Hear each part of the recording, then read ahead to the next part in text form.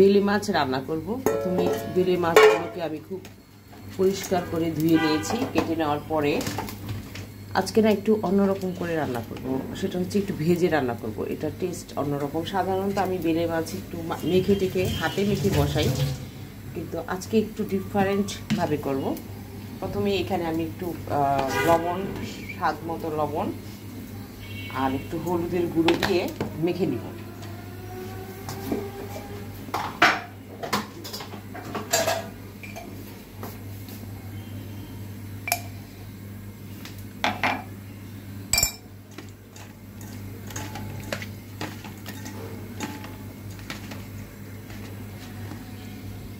আর এখানে আমি একটা ফ্রাই প্যান বসিয়ে দিয়েছি, তাতে পরিমাণ মতো তেলও দিয়ে নিয়েছি। তেলটা গরমও হয়ে গিয়েছে। এখন জাস্ট আমি যে মাছগুলো দিয়ে দিচ্ছি।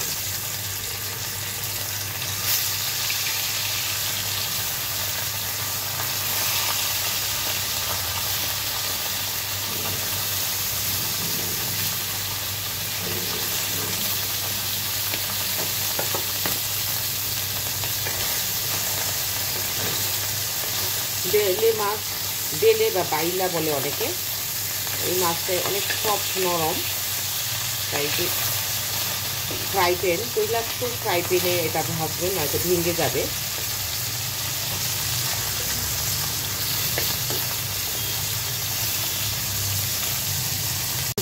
তাড়াতাড়ি করে এটা ভেজে নেওয়ার জন্য একদম আগুনটা বাড়ন্ত করে দিয়েছি, যাতে মাছের বাইরের অংশটা খুব তাড়াতাড়ি ভাজা হয়ে যায়।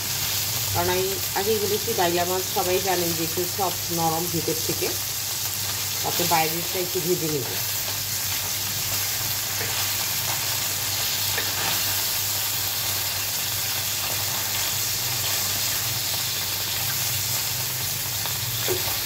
আমরা তো বাঙালি, যাই বলেন না কেন, মাছে ভাতে বাঙালি। যতই আমরা চাইনিজ ফুড খাই না কেন, ঘুরে ফিরে আমাদেরকে কিন্তু মাছের পর মাছ এরকম দেশীয় খাবারই খেতে হয়। আর যেহেতু দেশীয় খাবারের মতো, বাঙালি খাবারের মতো মজা আসলে কোনো কিছুই নেই, তাই সবসময় চেষ্টা করি যে বিভিন্ন রকমভাবে মজাদার খাবার খেতে। তাই তো আপনাদের জন্য আমি নিয়ে আসি বিভিন্ন ডিস্ট্রিক্টের ভিন্ন রকম খাবার রান্না করে সেই ভিডিওটা শেয়ার করাই হচ্ছে আমার মূল উদ্দেশ্য। আমরা নিজেও খাই। আমি যে শুধু আমার নিজের ডিস্ট্রিক্টের খাবার খাই তা নয়, কিন্তু আমি বিভিন্ন ডিস্ট্রিক্টের খাবার খেয়ে থাকি, তাতে আমার ভীষণ ভালো লাগে। দু পাশটাই আমি এভাবে উল্টে পাল্টে দিয়েছি। দেখুন বাইলা মাছগুলো খুব সুন্দরভাবে আমার ভাজা হয়েছে, একটি বাইলাও কিন্তু ভেঙে যায়নি।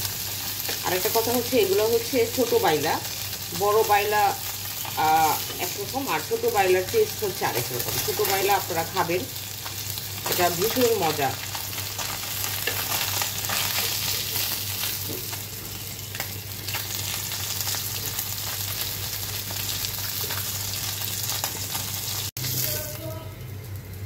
একে একে সবগুলো বাইলা মাছ ঠিক এইভাবে আমি ভেজে নেব।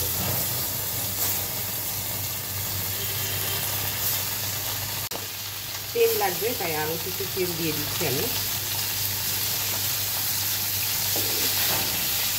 বেশি তেলের মধ্যে না ভাজলে হয়টা কি, মাছগুলো কিন্তু নষ্ট হয়ে যায়। তেলটা ঠিক মতো দিয়েই শুধু ভেজে নিতে হবে। মাছগুলো এখন জাস্ট আমার ভাজা হয়ে গিয়েছে। এখন আমি এটা চুলো থেকে নামিয়ে নিচ্ছি।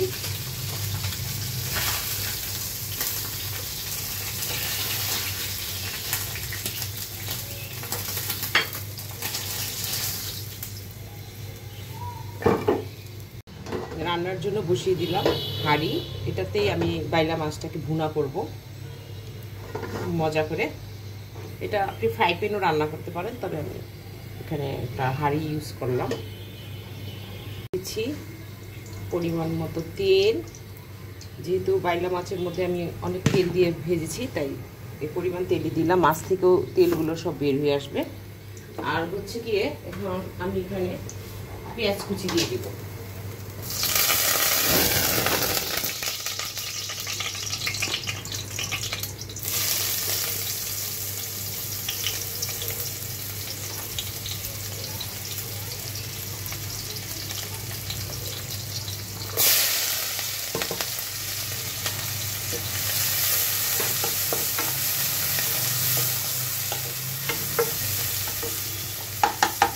দিয়ে দিচ্ছি স্বাদ মতো লবণ,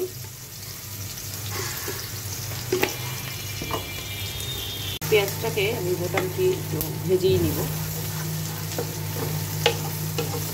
আসলে এই বাইলা মাছ ভুনাতে মেইন হচ্ছে যে বাইলা মাছটাকে ভেজে নেওয়া। আর নর্মালি যে আমরা মশলাগুলো ইউজ করে থাকি, হলুদ, মরিচ, ধনিয়া, জিরা গুঁড়ো সব কিছুই এখানে আমি ইউজ করব।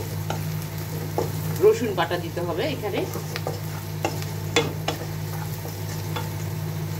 তবে রান্নার একটু ধরনটা একটু অন্যরকম হবে, তাতে একটু টেস্টটাও ভিন্ন রকম।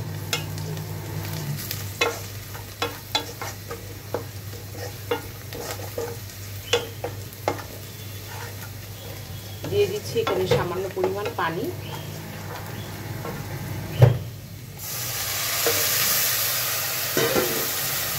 তার সঙ্গে এখন আমি দিয়ে দিব 1 চা চামচ পরিমাণ রসুন বাটা।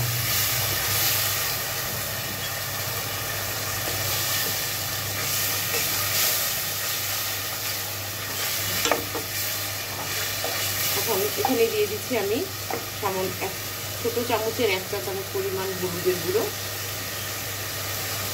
আর দিয়ে দিব ভরে ভরে আপনারা যেটুকুন পরিমাণ ঝাল খেতে পছন্দ করেন সেইটুকুন পরিমাণই ঝালটা দিয়ে দেবেন। আমি এখানে 1.5 চা চামচ দিয়েছি।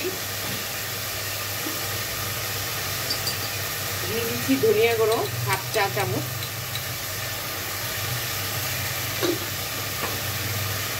আর একটু পানি দিয়ে দিচ্ছি।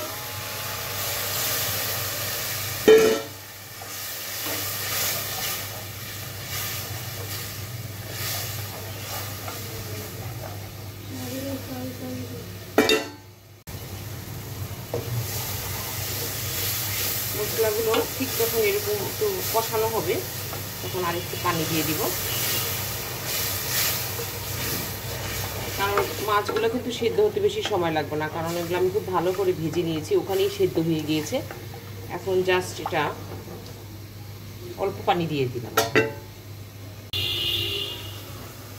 জাস্ট এই মাছগুলো এখানে দিয়ে দিচ্ছি।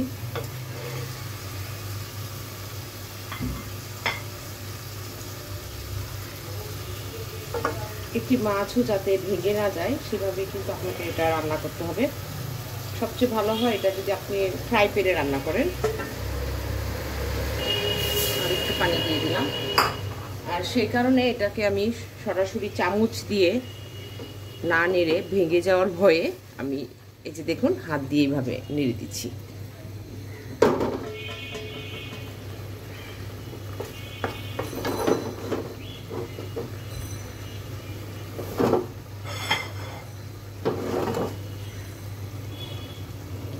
তার মানে আমি এখানে পানি কম দিয়েছি, মাখা মাখা করে পানি দিয়েই বাইলা মাছটা দিয়েছি। ওই যে বললাম যে মাছটা আমার আগে থেকেই সেদ্ধ হওয়া, ভেজে নেওয়ার পরে সেদ্ধ হয়ে গিয়েছে।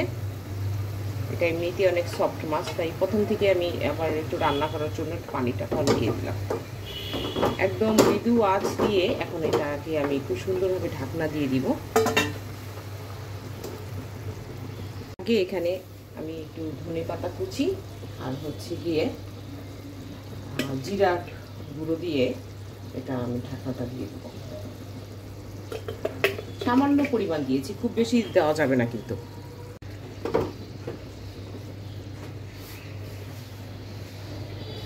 আপনারা যদি ফরচুন ইউজ না করেন, এভাবে মাছটাকে নাড়াচাড়া করে নেন, তাহলে আর মাছগুলো কিন্তু ভেঙে যাওয়ার কোনো ভয়ই থাকে না।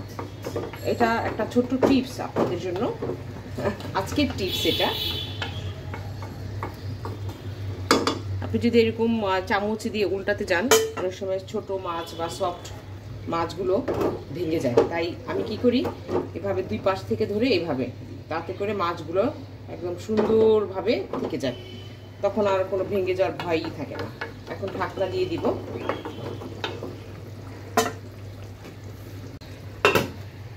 পাঁচ মিনিটের জন্য দিলাম। 5 থেকে 10 মিনিটের মধ্যেই এটা আসলে রান্না হয়ে যাবে।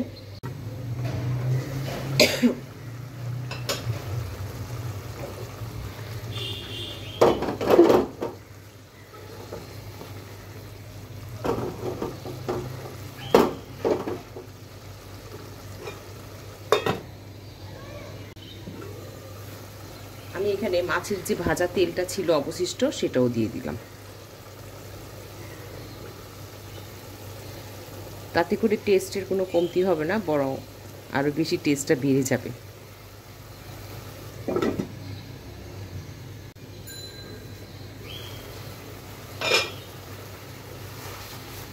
দেখুন ময়লা মাছের তরকারিটা কিন্তু আমার রান্না হয়ে গিয়েছে।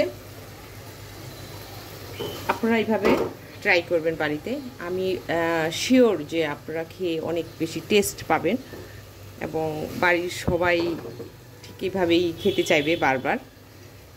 তো আমার এই রেসিপিটা আপনাদের কাছে কেমন লাগলো এবং ভিডিওটি কেমন লাগলো সেটি জানিয়ে অবশ্যই কমেন্টস করবেন, আর অন্যদের সঙ্গে বেশি বেশি করে শেয়ার করবেন।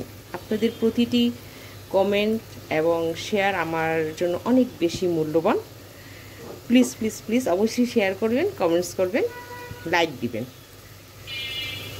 তো কি বলবো, আজ আর কোনো কথাই নেই, যেহেতু আমার রান্না শেষ, ভিডিও করা শেষ। তার আগে আপনাদের সঙ্গে বিদায় নিয়ে নিচ্ছি। সবাই ভালো থাকবেন, সুস্থ থাকবেন, সুন্দর থাকবেন, আনন্দে থাকবেন। আর এই গরমের মধ্যে এরকম ছোট মাছ খাওয়ার চেষ্টা করবেন। সামনেই কোরবানির ঈদ আসছে, সুস্থ থাকতে হবে অবশ্যই। আর সেজন্যই আমি কুরবানি ঈদের মধ্যে যে গরুর মাংস আসলে অ্যাভয়েড করা একদমই সম্ভব না। খেতে তো ইচ্ছেই করবে, কুরবানির মাংস বলে কথা। তো আমি বলি যে ঈদের 2 সপ্তাহ আগে থেকে বা 1 সপ্তাহ আগে থেকে আপনারা যদি এরকম ছোট মাছ খান, সবজি খান, তাহলে অনেকটাই ফ্যাট মুক্ত থাকবেন, শরীরে ফ্যাট জমবে না। তাতে করে কুরবানি ঈদের দিন যদি আপনি প্রথম 2, 3, 4, 5 দিন অবশ্যই তো মাংস তো অবশ্যই খেতে ইচ্ছে করবে, খাবেন না কেন, অবশ্যই খাবেন। তবে তার আগে থেকে একটু আপনারা ডায়েটে চলে যান, ছোট মাছ খাওয়ার চেষ্টা করুন ঈদের আগে থেকে। তাহলে আর দেখবেন ঈদের দিন মাংস টাংস খেলে কোনো প্রবলেমই হবে না। যাদের প্রবলেম হয় তাদের জন্যই বলছি, অবশ্যই ছোটদের জন্য না। আর ছোটরা তো সবসময়ই চোখের জন্য বলেন, স্বাস্থ্যের জন্য বলেন, ছোট মাছ তো খাওয়া অবশ্যই উচিত। তো যাক, অনেক বেশি কথা বলে ফেলছি মনে হচ্ছে। তো আশা করি আমার এই কথাগুলো আপনাদেরকে অনেক বেশি উপকার দিবে। সবাই ভালো থাকবেন, সুস্থ থাকবেন। আল্লাহ হাফিজ।